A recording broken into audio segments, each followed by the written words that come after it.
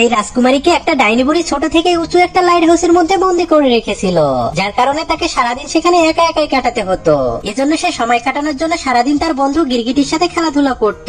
আর যখনই সেই ডাইনি বুড়ি এসে তাকে নিচে থেকে ডাকতে শুরু করতো, তখনই রাজকুমারী তার বড় বড় চুলের সাহায্যে ডাইনি বুড়িকে উপরে নিয়ে আসতো, কারণ রাজকুমারী এই ডাইনি বুড়িকে নিজের মা মনে করতো।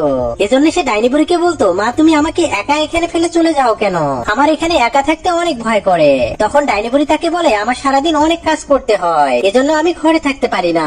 কিন্তু পরের দিন ডাইনি বুড়ি আবারও রাজকুমারীকে একা ফেলে সেখান থেকে চলে যায়। ঠিক তখনই একটা চোর তার দুই সঙ্গীকে নিয়ে রাজার রাজমহলে চুরি করার জন্য চলে যায়। এরপর সে রশির সাহায্যে ঝুলে ঝুলে চুরি করার জন্য মহলের মধ্যে ঢুকে যায়। কিন্তু চুরি করার পর রাজার সৈনিকরা তাকে ধরার জন্য আক্রমণ করে দেয়। এজন্য ছেলেটা তাদের হাত থেকে জীবন বাঁচানোর জন্য অনেক কষ্ট করে সেই ডাইনি বুড়ির লাইট হাউসের মধ্যে ঢুকে যায়। কিন্তু তখনই সেই রাজকুমারী তার মাথায় বাড়ি মেরে তাকে অজ্ঞান করে দেয়, যার কারণে ছেলেটা অজ্ঞান হয়ে গেলে রাজকুমারী তাকে চুলের সাহায্যে বেঁধে আলমারির মধ্যে লুকিয়ে দেয়। এরপর তার ব্যাগটাকে চেক করার পর রাজকুমারী মুকুট খুঁজে পায়। এরপর সে মুকুটটাকে নিজের মাথায় লাগিয়ে নেয়। কিন্তু তখনই সেখানে ডাইনি বুড়ি এসে তার উপর অনেক রেগে যায় আর রাজকুমারীকে বলে, আমি অনেকক্ষণ ধরে নিচে দাঁড়িয়েছিলাম, তুমি এতক্ষণ কোথায় ছিলে?